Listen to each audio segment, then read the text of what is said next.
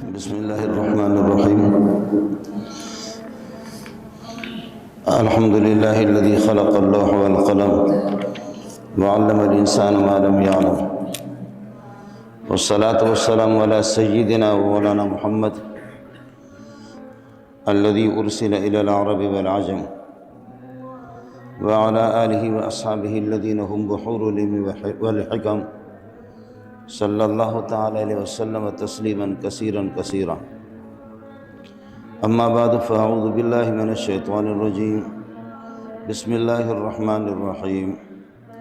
ان الذین یکتمون ما انزلنا من البینات والہدی من بعد ما بیناہ للناس فی الکتاب اولئک یلعنهم اللہ ویلعنهم اللاعنون إلا الذين تابوا وأصلحوا وبينوا فأولئك أتوب عليهم وأنا التواب الرحيم.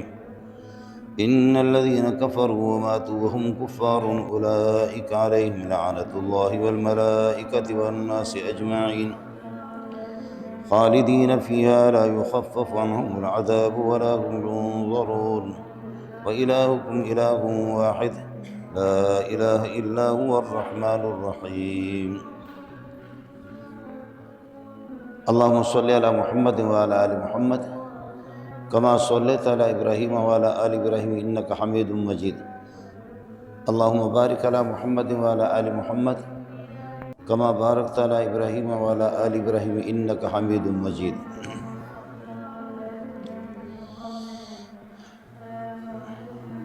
اللہ تعالیٰ کے بہت سی صفات ہے اور انہی صفات کا مظہر ہے اور انہی کے آثار ہے اور ان کی تاثیر اور اثر سے یہ کائنات چل رہی ہے.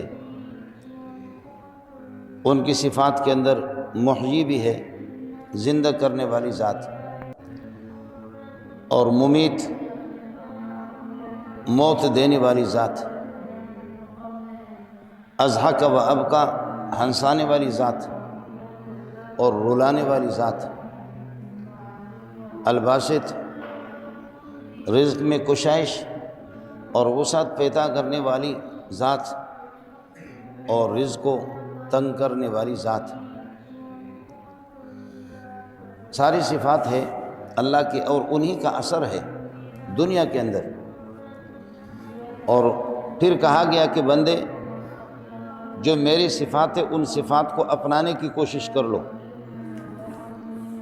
بسم اللہ الرحمن الرحیم. اللہ کی ذات رحمت والی ہے اور دنیا کے اندر پھر مسلمان اور کافر سب کو وہ کھلا رہا ہے، اپنے دشمنوں کو بھی کھلا رہا ہے. اس کی رحمتیں ہیں، اس کی شفقتیں ہیں، یہ ساری صفات اس کی ہے. اور حکم دیا کہ تخلقوا باخلاق اللہ، اللہ کے اخلاق کو اور اللہ کی صفات کو اپنانے کی کوشش کر لو.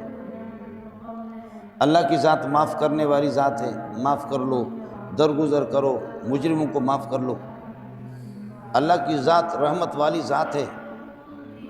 آپ یہ ہے کہ آپ کی رحمت اور آپ کی شفقت بھی خلق خدا پر ہونی چاہیے. ارحموا من فی الارض یرحمکم من فی السماء.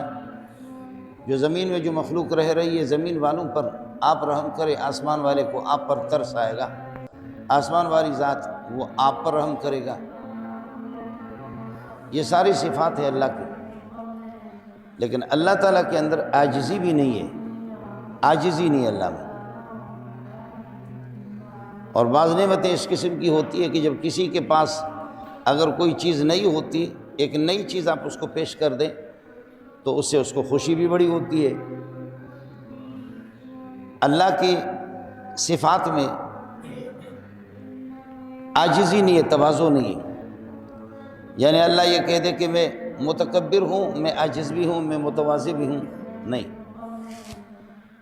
اللہ کی صفات کو اپنانے کی آپ کوشش کر لیں.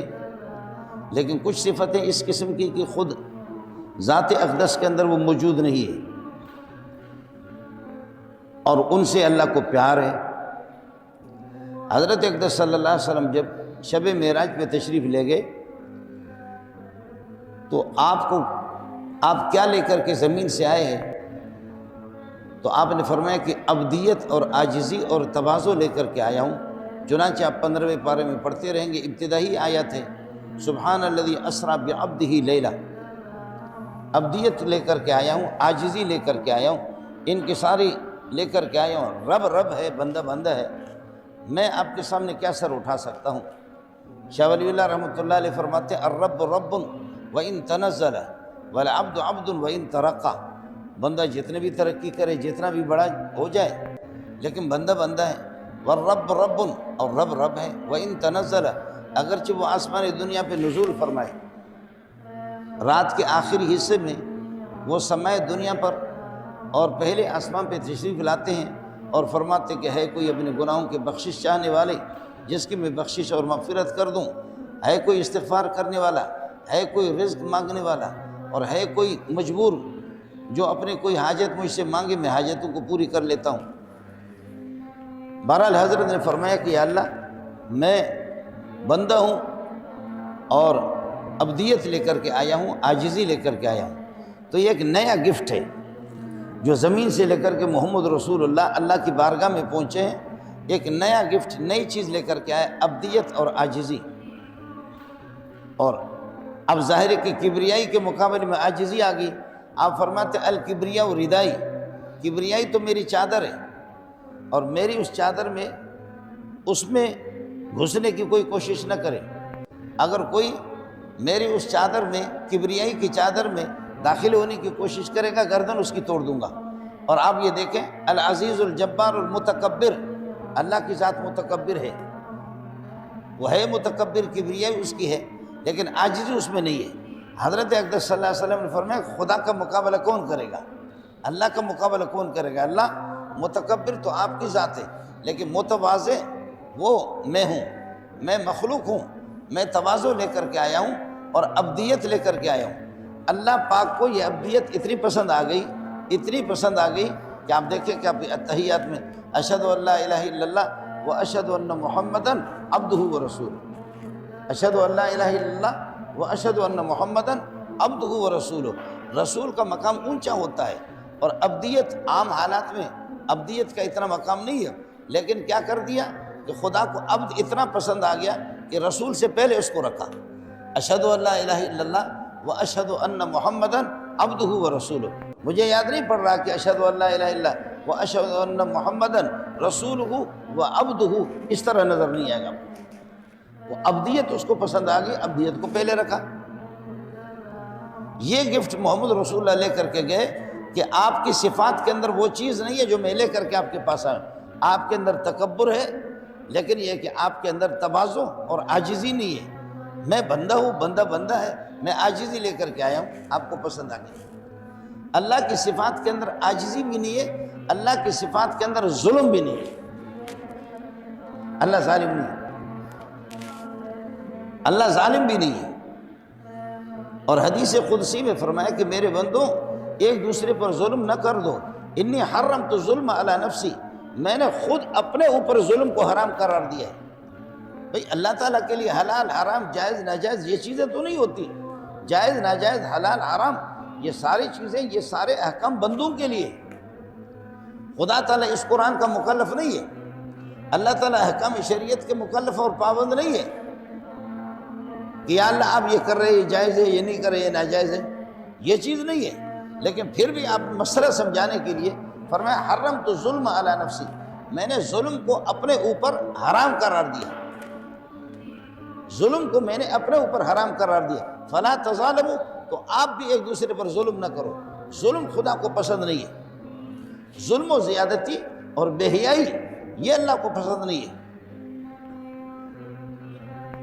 حضرت اقدس صلی اللہ علیہ وسلم نے فرمایا، ایک مثال دی بخاری شریف کے اندر، اللہ اکبر، بخاری میں ایک مثال دی، فرمایا کہ ایک کشتی جا رہی ہے دریا کے اندر، بڑی کشتی ہے اور 2 منزل ہے، کشتی ہے اور 2 منزل ہے۔ اب اس میں کچھ لوگ ہیں، فرض کر لو 100 بندے ہیں، کچھ کہہ رہے ہیں کہ ہم اوپر والی منزل میں رہیں اور کچھ نیچے والے۔ اب اس میں قرآن اندازی کرتے ہیں، قرآن اندازی کر کے کچھ لوگوں کے حصے میں اوپر والی منزل آ جاتی ہے اور کچھ لوگوں کے حصے میں نچلے والی منزل آ جاتی ہے۔ اب نیچے والے نیچے اور کشتی جان، آپ نے دیکھا ہوگا بڑے بڑے جہاز، یہ ہمارے بلوچوں کے جہاز ہوتے تو میں نے دیکھا وہ سفر کرتے ہیں، بلکہ یہ جو بلوچ حضرات ہوتے ہیں 3-3 4-4 شادیاں کر کے پھر صومالیہ جاتے ہیں، افریقہ جاتے ہیں، جہاز ان کا رہتا ہے، کارگو والے جہاز ہوتے ہیں، اور اس میں وہ مہینہ 15 دن 20 دن اسی طرح سمندر میں، تو اس میں وہ کبھی اپنی کسی بیوی کو اٹھا کر کے لے جاتے، کبھی کسی کو دوسری منزل ہے، تیسری منزل ہے، اس طرح اس میں منزلیں ہوتی ہیں۔ تو حضرت اقدس صلی اللہ علیہ وسلم نے فرمایا کہ کچھ لوگ ہیں قرآن اندازی کی کہ بھائی کشتی کی پہلی منزل نچلے والی منزل کس کی ہوگی، اوپر والی منزل کس کی ہوگی، قرآن اندازی سے ان کے نام نکل گیا، کچھ لوگوں کے لیے نچلی منزل اور کچھ لوگوں کے لیے اوپر والی منزل۔ اب کشتی جا رہی ہے، دونوں گروپ بیٹھ گئے۔ اب نیچے والے ان کو اگر پانی لینا بھی ہوتا ہے استنجا کے لیے، پینے کے لیے تو میٹھا پانی لیتے ہیں، لیکن استنجا وغیرہ کے لیے باقی کسی کام کے لیے پانی ان کو لینا ہوتا ہے، تو نیچے سے کشتی کو وہ سوراخ کر کے وہاں سے پانی تو نہیں لے سکتے، وہ اوپر سے جاتے ہیں۔ میں خود گیا ہوں تو اوپر جا کر کے اوپر والی منزل سے وہاں سے پھر ڈول کو لٹکاتے ہیں، سمندر سے پانی لیتے ہیں، نیچے سے وہ نہیں لیں گے، اوپر سے جا کر کے وہ پانی لیتے ہیں۔ تو فرمایا کہ اب جو نیچے والے لوگ ہیں جن کو پانی کی ضرورت ہوتی، جاتے اوپر سے وہاں سے ڈول لٹکاتے ہیں، لٹکا کر کے رسی کے ذریعے سمندر سے پانی لاتے ہیں، پھر نچلے والی منزل والوں کو ان کو پہنچا دیتے ہیں، پھر آتے جاتے آپس میں پھر ان کا مشورہ ہوتا ہے، یار یہ کیا مسئلہ ہے کہ ہم پانی لینے کے لیے اوپر جائیں، اوپر والی منزل ان لوگوں کو ہم تنگ کریں اور ان کو پریشان کر دیں، بار بار ہمارا آنا جانا، لہذا ہمیں اوپر جانے کی ضرورت کیا ہے، نیچے کشتی کو نچلے والی منزل سے اس کو سوراخ کریں اور یہاں سے پانی لے لیں۔ کیا خیال ہے آپ کا؟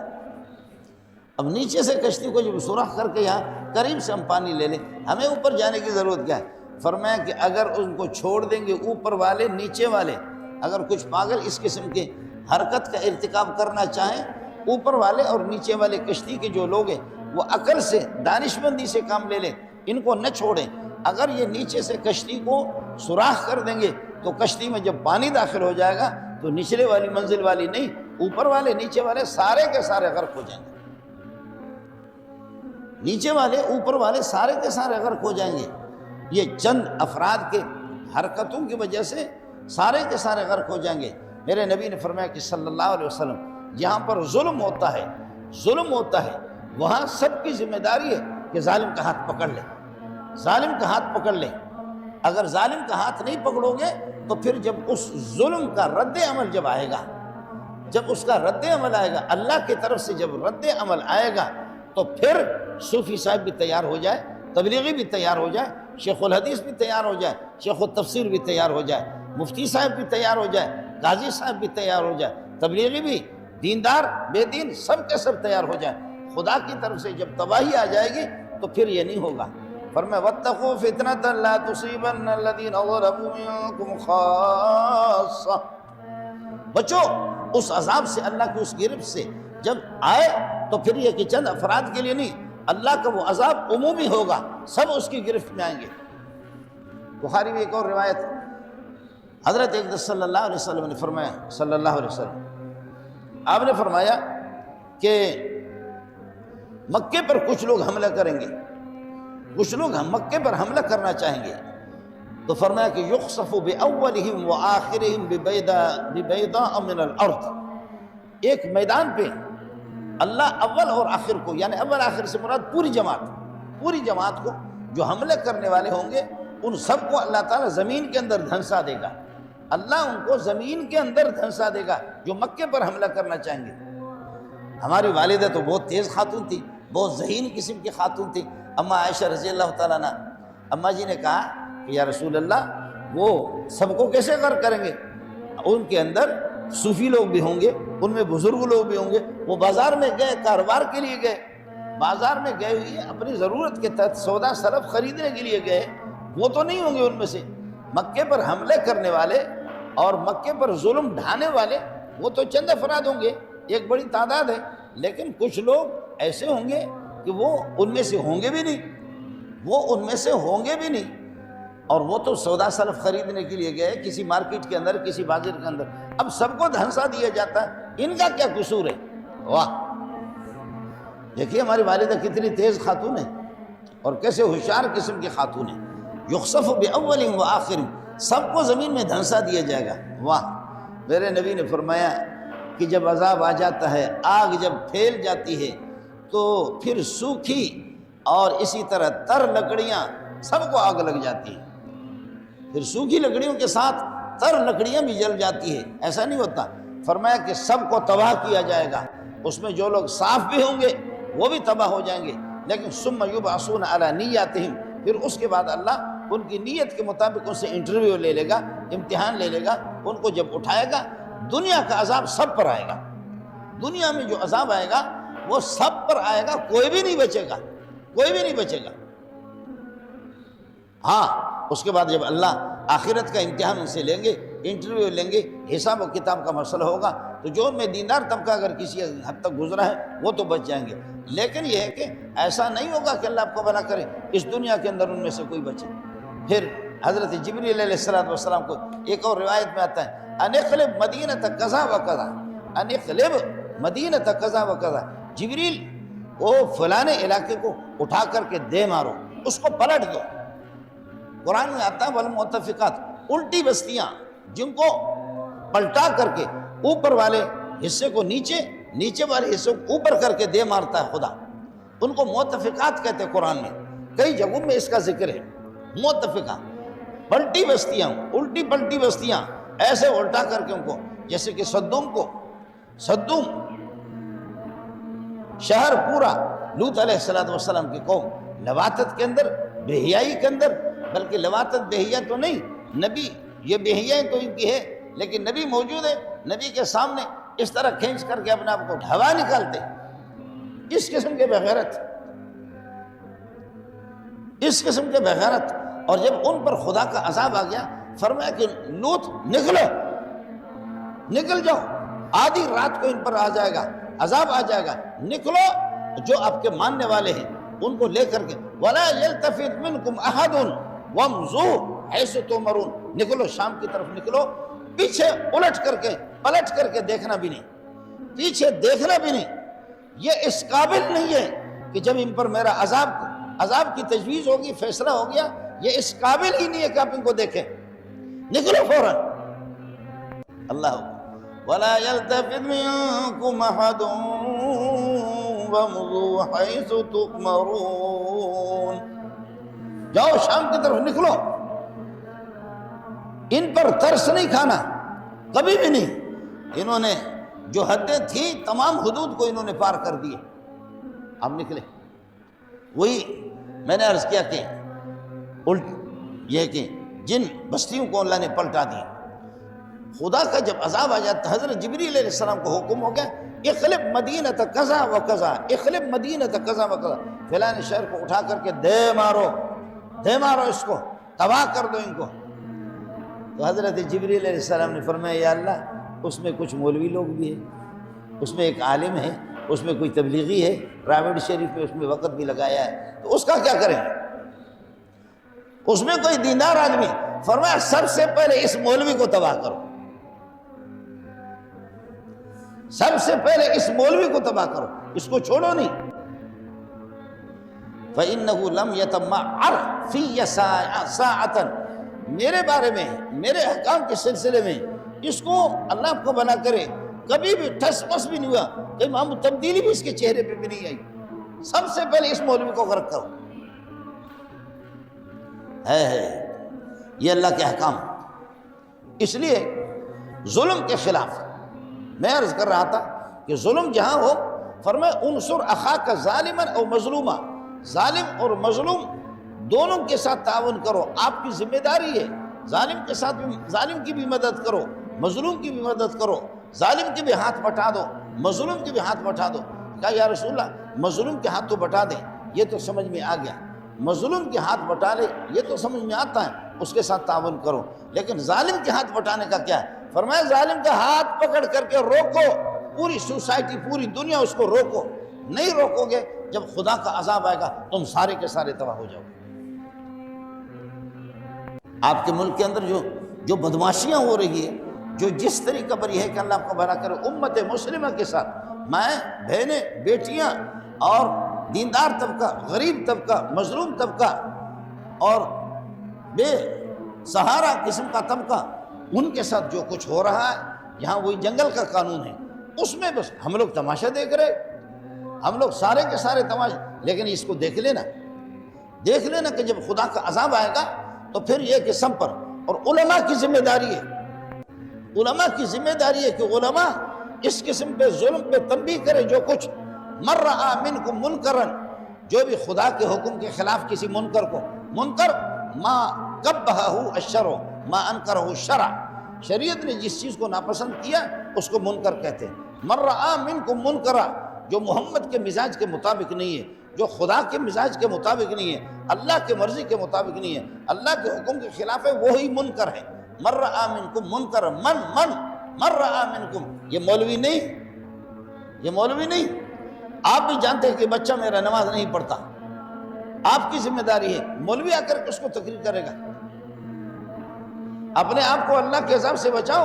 آپ گھر کے اندر تو آپ کی حکومت ہے، آپ کے گھر کے اندر شہباز شریف تو نہیں ہے، آپ کے گھر کے اندر تو زرداری نہیں ہے، گھر میں تو آپ ہی ہے۔ آپ کے گھر کے اندر اللہ آپ کو بھلا کرے سینما اور اس قسم کے، اللہ آپ کو بھلا کرے ننگی تصویریں، بے حیائی، بے شرمی، بے دینی، لامذہبیت، اس کا حساب تو آپ سے ہوگا۔ قُوا أَنفُسَكُمْ وَأَهْلِيكُمْ نَارًا، اپنے آپ کو بھی بچاؤ اور اپنے گھر والوں کو بھی بچاؤ۔ بیوی کو آپ روک سکتے ہیں، بچوں کو آپ روک سکتے ہیں، نماز پر ان کی پٹائی بھی آپ کریں گے۔ مُرُوهُمْ بِالصَّلَاةِ وَهُمْ أَبْنَاءُ سَبْعِ سِنِينَ، 7 سال کے بچے ہو ان کو حکم دے دو نماز کے۔ وَاضْرِبُوهُمْ عَلَيْهَا إِذَا كَانُوا 10 سِنِينَ، اور اگر 10 سال کے ہو نماز نہ پڑھے کس کر کے ان کی پٹائی کرو۔ بیوی اگر خدا کے حکم کے خلاف ہے، وَاضْرِبُوهُنَّ ضَرْبًا، بیویوں کی پٹائی کرو۔ بیوی کو آپ ہی سمجھائیں گے، الا کلکم راع وکلکم مسئول، آپ کے اس جسم پر سر سے لے کر کے پاؤں تک، پاؤں سے لے کر کے سر تک، اس پہ تو آپ کی حکومت ہے۔ آپ کا لباس کس قسم کا ہے؟ آپ کو کوئی زوری پتلون نہیں پہنائے گا، کوئی زوری پتلون نہیں پہنے گا۔ آپ کے قمیص اتار کر کے آپ کو بزور بازو کوئی آپ کو ٹائی نہیں پہنائے گا۔ آپ نے ٹائی آپ نے لگائی ہے، خود اپنے اختیار سے لگائی، شلوار اتار کر کے پتلون لگائے آپ نے خود اختیار سے۔ اس پر داڑھی آپ نے منڈائی ہے، اپنے اختیار سے آپ نے منڈائی ہے۔ اس پر تو شہباز شریف کی حکومت نہیں ہے، اس پر تو شہباز شریف کی حکومت نہیں ہے، اس پر تو زرداری نہیں ہے، ان غریبوں کے اپنے نہیں ہے تو آپ کے لیے کیا؟ اس پہ تو آپ کی حکومت ہے نا، کہ آپ کی داڑھی کہاں گئی، آپ کا لباس کس طریقہ پر ہو گیا؟ کیا انگریز کے اندر آپ کو کیا خوبصورتی نظر آ گئی؟ لعنت نہیں، کروڑوں لعنت اس انگریز پر۔ اس میں کیا خوبی آپ کو نظر آ گئی؟ کیا خوبی اس کے لباس میں آپ کو نظر آ گئی؟ اس کے بود و باش کے اندر کیا خوبی نظر آ گئی؟ اس کے اندر کیا کمالات ہیں؟ دشمنوں کے، کافروں کی کیا خوبیاں ہیں؟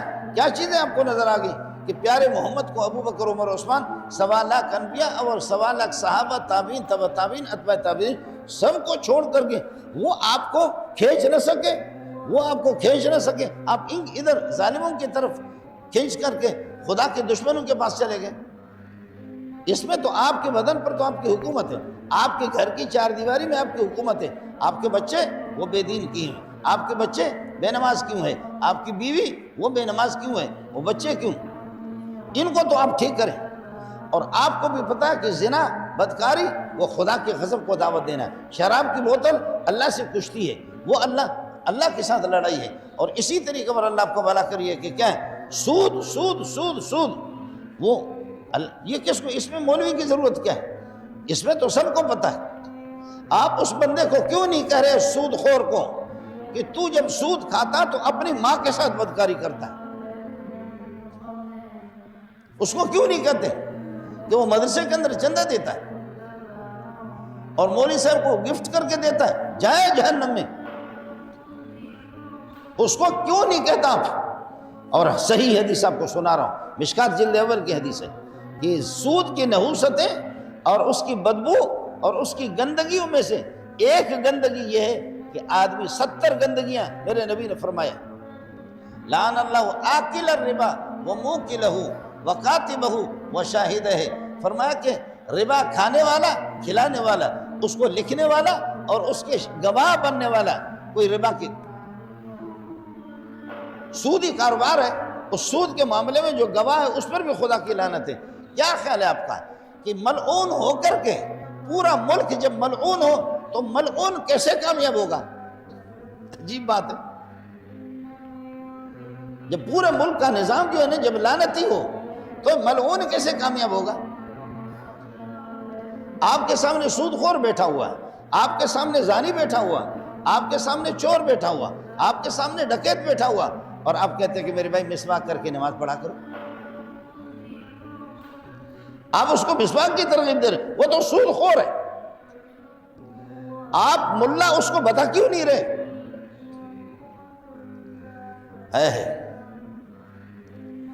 مروان کی جب حکومت تھی تو آپ نے دیکھا عیدگاہ میں جب جاتے ہیں وہاں اللہ آپ کو بھلا کریے کہ ممبر وغیرہ نہیں ہوتا عیدگاہ میں، تو مروان نے کیا کر دیا، عید میں پہلے نماز، عید کی نماز ہوتی ہے اور عید کی نماز کے بعد پھر خطبہ ہوتا ہے، لیکن مروان نے کیا کر دیا، سب سے پہلے حکم دیا کہ وہاں پر اللہ آپ کو بھلا کریے کہ کیا ہے، ممبر رکھے گئے۔ ابو سعید خدری نے پکڑ لیا، قربان جاؤ میرے ماں باپ تجھ پہ قربان جائے۔ ابو سعید خدری نبی کا شاگرد ہے، صحابی۔ ابو سعید خدری نے پکڑ لیا، کیا کر رہے ہو؟ مروان ادھر کھینچ رہا، ابو سعید خدری ادھر کھینچ رہا ہے۔ یہ بخاری کی روایت آپ کو بتا، لیکن آخر کہا کہ خدا کا خوف کرو، ادھر ممبر لانے کا کیا مطلب ہے؟ اللہ کے نبی نے اس طرح نہیں کیا، اور پھر یہ ہے کہ جا کر کے خطبہ شروع کیا ممبر پہ، کہا خدا کا خوف کرو۔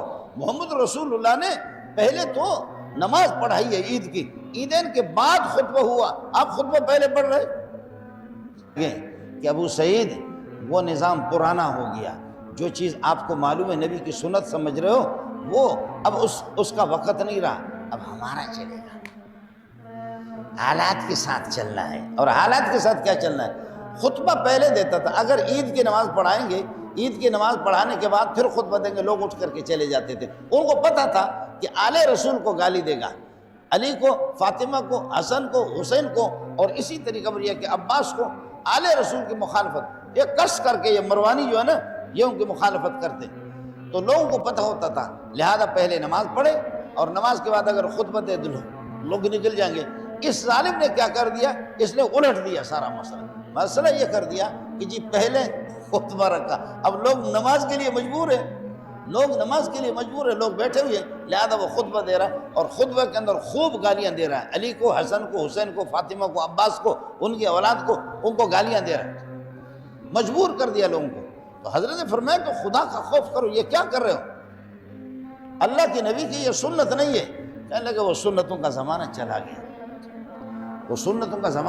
گیا، ابو سعید خدری ہمیں مجبور نہ کرو، یہ سنتوں کا زمانہ چلا گیا۔ یہ وہ لوگ تھے جو ٹوکنے والے تھے، یہ وہ لوگ تھے کہ جو بادشاہ وقت کو اور اس کو اللہ کو بھلا کریے کہ ٹوک رہا ہے، لیکن اس نے بہرحال جو کچھ، پھر ایک صحابی نے کہا کہ جو ان کا خدا کی طرف سے جو ذمہ داری تھی جہاں تک اس سے بن پاتا تھا اس نے کر لیا۔ اللہ کے ہاں ابو سعید خدری کی یا دیگر صحابہ جو اس کو ٹوک رہے ہیں ان کی گرفت نہیں ہوگی، گرفت اس کی ہوگی، ان کی گرفت نہیں ہوگی، ان کا جتنا جو ان کو کہنا تھا وہ کہہ دیا۔ نماز کے اندر ایک آدمی، حضرت ابو سعید خدری نماز پڑھ رہا ہے، ایک آدمی سامنے سے گزرا، حضرت نے سینے میں ہاتھ دے دیا، پھر وہ واپس ہو گیا نوجوان، پھر واپس وہاں سے پھر واپس گزرا، حضرت نے سینے میں مارا۔ اور حدیث میں آتا ہے کہ اگر آپ نماز میں کوئی آپ کے سامنے سے گزرے تو کس کر کے اس کو مارو، سینے پہ رسید کرو۔ ہمارے شیخ مولانا سلیم اللہ خان رحمۃ اللہ علیہ، مجھے یاد ہے جامع فاروقیہ کے اندر 1,500 2,000 طلبہ بھی ہوتے تھے اور محلے والے، کسی نے سلام پھیرا ہی نہیں پھیرا، کچھ لوگ مسبوق ہیں، ان کی نماز چل رہی ہے لیکن یہ کہ ان کے سامنے سے جاتے، تو حضرت جی نے مقرر کیا پٹھانوں کو مقرر کیا، پٹھان بلوچوں کو، کہ کوئی سامنے سے گزرے کس کر کے اس کو مارو، سینے پہ مارو، اس کے بعد دیکھا جائے گا جو کچھ ہوگا۔ تو یہ مست قسم کے دال خور طلبہ، اللہ آپ کا بھلا کرے، اس میں پٹھان بھی تھے اور اس میں بلوچ تھے، انہوں نے ماشاءاللہ کئی بڈھوں کو اور کئی مولویوں کو کنٹی کر دیا، کئی بوڑھے اور کئی مولویوں کو کنٹی کر دیا سینے میں مار کر، وہ ڈھیر ہو گیا وہاں پہ ڈر۔ اب جائے مولانا سلیم اللہ خان کے پاس، ان کو پتا تھا کہ سلیم اللہ سے جا کر کے ہم فریاد کریں گے تو پذیرائی حاصل نہیں ہوگی، ہمیں پذیر۔ ابو سعید خدری اسی طرح کر رہا، فرمایا یہ شیطان ہے جو آپ کے سامنے سے نماز میں گزرتا ہے، یہ شیطان ہے۔ ابو سعید نے اس کے، وہ بڑا کسی بڑے کا بیٹا تھا، اس کے سینے میں ہاتھ دیا، پیچھے ہو گیا، پھر واپس گزرنا چاہا، پھر سینے میں ہاتھ دیا، اس طرح آخر کار اس بندے کو جب مارا سینے پہ تو پھر جا کر کے اس نے مروان سے شکایت کی، مروان سے شکایت کی، اور مروان کا قصہ میں نے آپ کو ابھی بتا دیا۔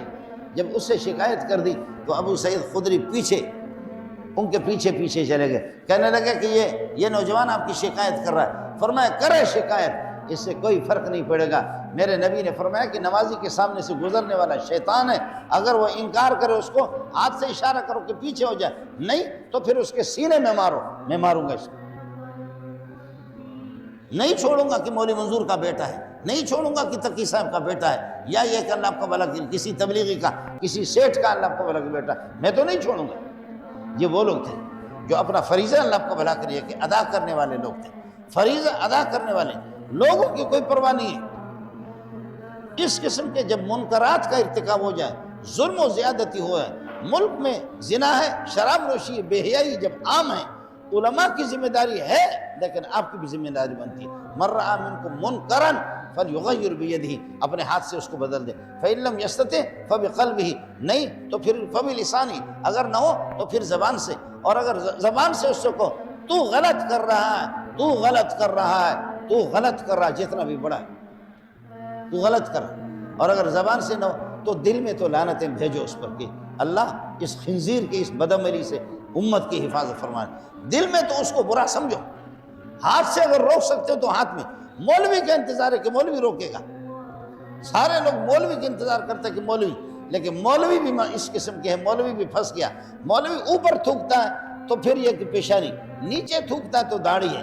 مولوی اگر سناتا ہے تو پھر مولوی کو جوتے پڑتے ہیں، اور اگر مولوی نہیں سناتا تو آسمان کی طرف سے جوتے، اگر مولوی سناتا ہے تو زمین والے جوتے مارتے ہیں، اور اگر نہیں سناتا تو آسمان والا جوتا مارتا۔ ہمارے لیے بہت بڑا امتحان ہو گیا ملا کے لیے کہ ملا کرے کیا، کرے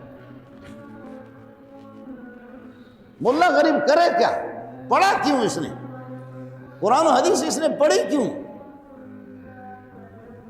اگر وہ بتاتا ہے تو زمین والے پھر اس کے لیے تباہی کرتے ہیں، اور اگر یہ ہے کہ نہیں بتاتا تو آسمان سے اس کے لیے تباہی کے فیصلے آ جاتے ہیں کہ ہمارے جوتے جو ہے نا وہ زمین والے کو جوتوں سے زیادہ خطرناک ہے۔